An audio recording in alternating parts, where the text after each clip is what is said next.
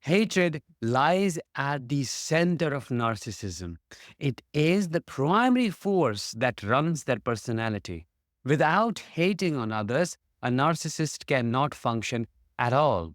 The shocking thing is, their bubble of hatred encompasses even those who are supposed to be the closest to their heart. I'm talking about children, I'm talking about their spouse, I'm talking about every person who comes in their life to uplift them. I am Danish, a narcissistic abuse recovery professional. Today, we are going to talk about 5 people a narcissist hates the most and what is the reason behind their hatred. Number one, their own children. Can you believe that? Yes, a narcissist hates their children a lot, even though they may pretend to be a nice dad or a good mommy when others are watching. They know that way they can get adulation, admiration, validation, and attention from others. But when in private, they hardly care about them. See, hating your children does not necessarily mean you're physically abusing them. You are shouting at them, you're yelling and screaming, even though a lot of narcissistic people do that. Hating your children also and primarily means emotionally neglecting them, not paying attention to their needs, not being there for them, abandoning them, and only appearing when you have to be that Disneyland dad or Disneyland mom. A narcissist, in this context, becomes a helicopter parent who revolves around the child's needs but never fulfills them. He or she may show up on their graduation day, or that may not even happen. But if showing up means taking credit for the hard work they did not put in, of course they'll be the first one standing in that line. So they hate their children. What is the primary reason? Two reasons. Number one, they become a shareholder in the attention that their sane parent has to offer. It's not just a good mother. There are good fathers out there as well. Let's say you were born to a jealous, nasty, petty, narcissistic father who sees your mother as his mother psychologically. There is emotional incest. When you were born, there was nothing but coldness towards you because you were a competitor in the attention he used to get from your mom so easily. Now her attention, her focus is primarily on you for right reasons, but he cannot take that. Similarly, a narcissistic mother would see you as the daughter of your father as a co-wife. Can you believe that? And then will try everything in her capacity to alienate you from your own dad. They hate you because you are better than them when their expectation is you should be an extension. You should be way below so that they can shame you. When you explore yourself, when you individuate, when they see you growing, they burn with jealousy, which is not a characteristic of a great parent. Number two, you as their partner, as their spouse. Now you may ask, what have I done to receive that hatred? You have done nothing at all. It's their own shadow. They know you are better than them, and it's not your fault.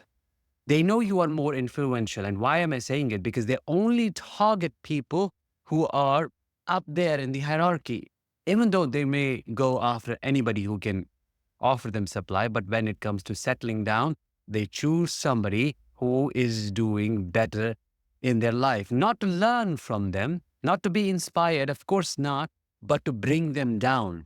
When a narcissist, male or female, decides to bring you down, to humble you, they get married to you and then impregnate you if it is a male narcissist. If it is a female narcissist, like a serpent, she coils around your wealth. Everything that you have achieved in your life, your influence, your relationships, overshadows every aspect. Why? Because she hates the fact that she is not like you. Consequently, such a narcissist brings you down. How? By burdening you with responsibility, saying, oh, you are supposed to take care of our babies now. Oh, you have to stay at home. Oh, you have to do this, you have to do that. What does that do to you? That makes you lose your spirit. Number three, a surprising one, their scapegoat sibling. In almost all narcissistic families, the golden child turns into a narcissist. Sometimes it can be the scapegoat as well, but usually it is the golden child, the one who was the spoiled brat, the one whose ego was worshipped by the narcissistic parent. So all the hatred is projected on the scapegoat, the one who got all the shame, the one who was turned into a dustbin in the family, the trash can, which could be their brother or sister. That poor scapegoat receives the narcissist's hatred for no reason, for just being them. And if you were to ask the narcissist, why do you hate your sibling? That scapegoat. Oh, they'll have a list. Oh, they're a rebel, they're a shame to the family, they have achieved nothing in their life, they have gone against our parents, or they are different, they're this. They'll give you tons of reasons, but they'll hate them passionately. The real reason is it is what their gospel says. It is what the scripture says. What scripture am I talking about? I'm talking about the cult scripture. The narcissistic cult follows some commandments, unspoken rules. And according to those rules, that scapegoat has to be treated horribly because the main narcissist hated them, which is what the narcissist, your narcissistic partner, or whosoever that person is in your life, is continuing to do. Number four, your best friend. Why your best friend? Because they are the voice of reason in your life. That best friend has been warning you, telling you you gotta get out. They have been showing you the signs of abuse in your relationship because that best friend knows you are trauma bonded. There is cognitive dissonance in the relationship. That best friend has been trying to wake you up from the psychological coma this narcissist has put you in. So why wouldn't the narcissist hate them? Your best friend in this case is your narcissistic partner's or parents' biggest enemy because they are trying to steal you away from the narc's grip. So they will try to isolate you from your best buddy. They'll say things, oh, he or she is this, and they have not been raised by a good family. They do not come from a good background. Basically, they'll give you shitty reasons. But none of those reasons will justify the amount of hatred they carry in their heart against your person. Your best friend is the one who comes as a beacon of light in your life. And that repels away the narcissist's darkness. It's like challenging Satan himself. Of course, your best friend is going to face the wrath.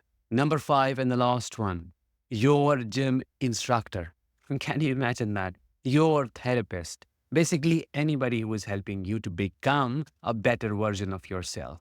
A narcissist does not want you to upgrade yourself. See, they are jealous of you. I explained that already. They do not want you to move forward. The primary reason is if you were to upgrade and if you were to become a better version of who you are, of course, you are going to gain confidence, which is then going to increase the levels of your self-esteem and self-worth. What will that do? That will change your self-concept. But the narcissist wants to define it as per their rules. They want to be the one telling you how you should see yourself and what you should think. If your therapist successfully dismantles their gaslighting and helps you make a breakthrough, if your gym instructor successfully trains you to get into the best shape ever, of course you will think of leaving them. Not because now you are looking for something else. No, you will understand that, you see, I'm not that fat person. I'm not that shitty person. I'm not this person carrying my trauma into the relationship. I can change. The only person who cannot do that is the narcissist. So it's not my fault. They do not want you to realize that, which is why they'll tell you all the nasty things about your therapist, about your gym instructor, basically anybody who will lend a helping hand. So these are the 5 people a narcissist hates the most. I explained why. Now you tell me in the comments, who did the narcissist hate the most in addition to hating you? Drop your answers in the comments, and who knows, you might end up helping so many people. With that, let's bring this episode to an end. Thank you so much for listening. I will talk to you in the next one. Until then, as always, let the healing begin and continue.